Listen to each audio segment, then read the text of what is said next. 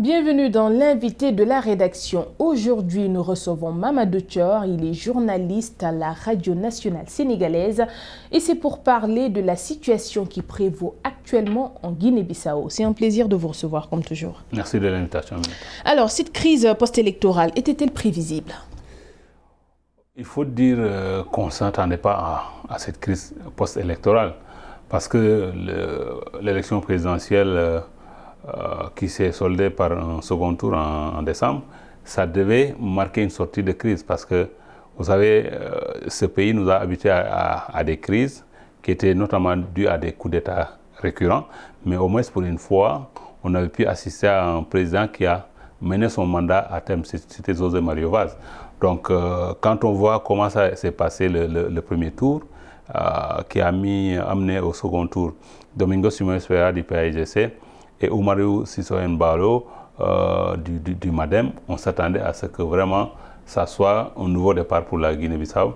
Mais malheureusement, là, on est entré dans un nouveau cycle dont on ne connaît pas peut-être les conséquences. Surtout que les élections se sont passées sans incident, mais là actuellement, la situation actuelle du pays, un pays avec 2 présidents investis, 2 premiers ministres, le président de la Cour du Conseil constitutionnel qui part en exil, entre autres, pour éviter des menaces, tout ça, ça semble être chaos. Oui, véritablement, c'est même un capharnaüm, il ne faut pas avoir peur des mots. Mais aujourd'hui, quand même, Umaru Sissoco Embalo tient la corde parce qu'il s'est autoproclamé dans un hôtel, alors que c'est la Cour suprême qui devait recueillir sa prestation de serment.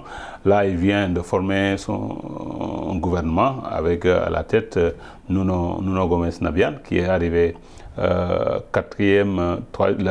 troisième lors du scrutin.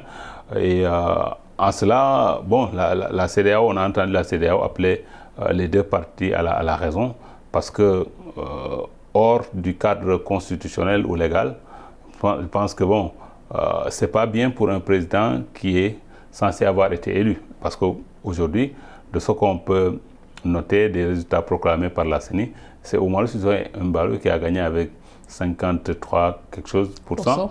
Donc face à Domingos Simões Pereira.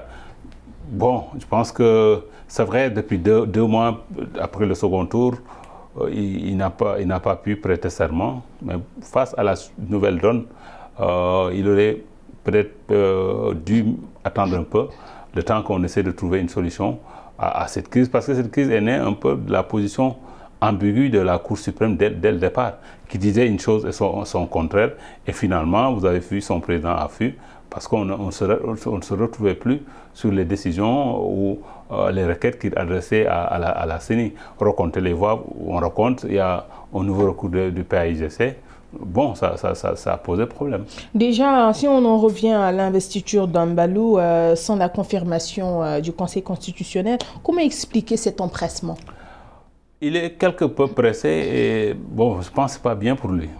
C'est vrai, il y a beaucoup d'urgence en Guinée-Bissau, mais vu un peu le contexte que vit le pays, même s'il fallait attendre, je crois 3 mois ou 4 mois pour y arriver, parce que comparaison, vous avez vu, à RD Congo, il a fallu attendre presque 6 mois, 5 ou 6 mois avant de former un gouvernement réellement, pour prendre un peu réellement la mesure du pouvoir.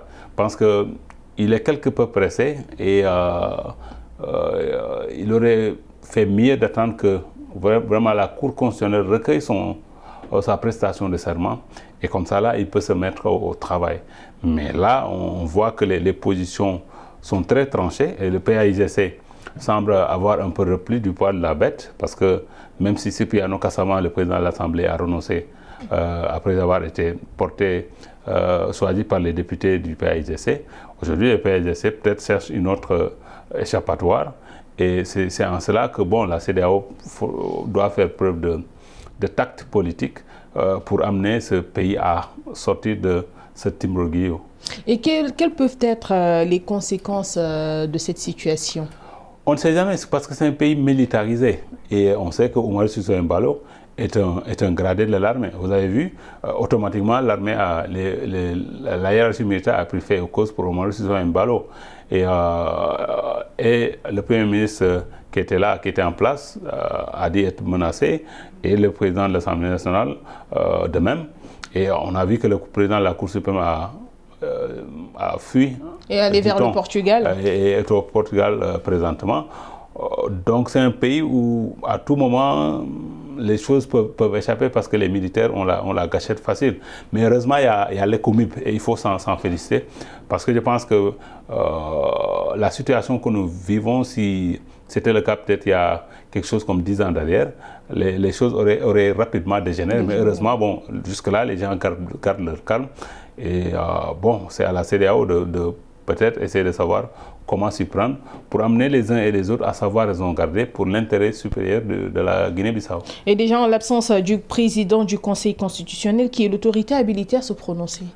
Oui, et bon, peut-être il suffira de le convaincre à revenir et prendre ses responsabilités. Si tant est que Oumar Sissoco Embalo a gagné, bon, laisser faire le nécessaire et fixer une date de prestation de serment, comme ce qui s'était passé avec le président gambien Adama Barrow, qui a prêté serment à Dakar, mais après, qu'il a fait solennellement une fois dans son pays. Je pense qu'on peut avoir ce scénario-là.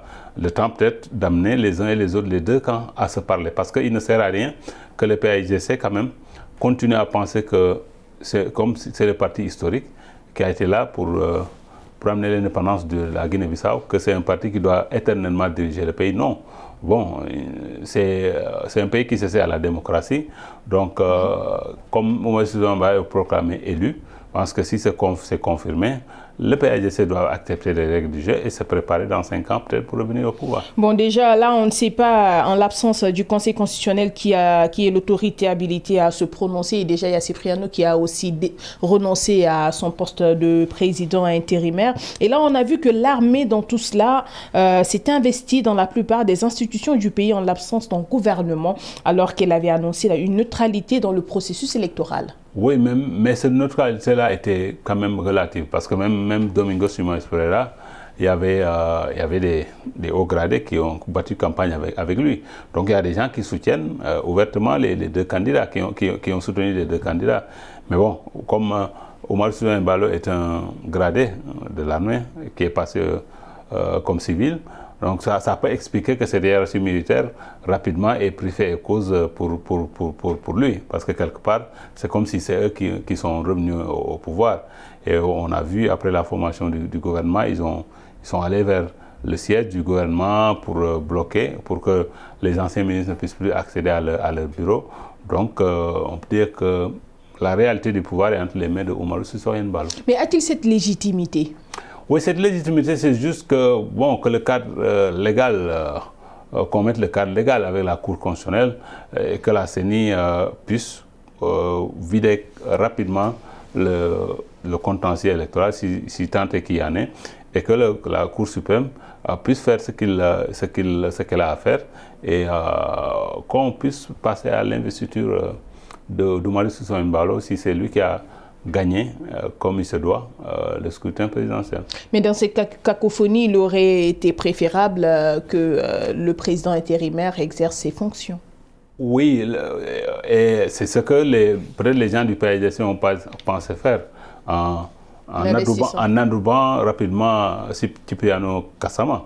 Mais je pense que ça n'a pas prospéré parce qu'il s'est senti menacé.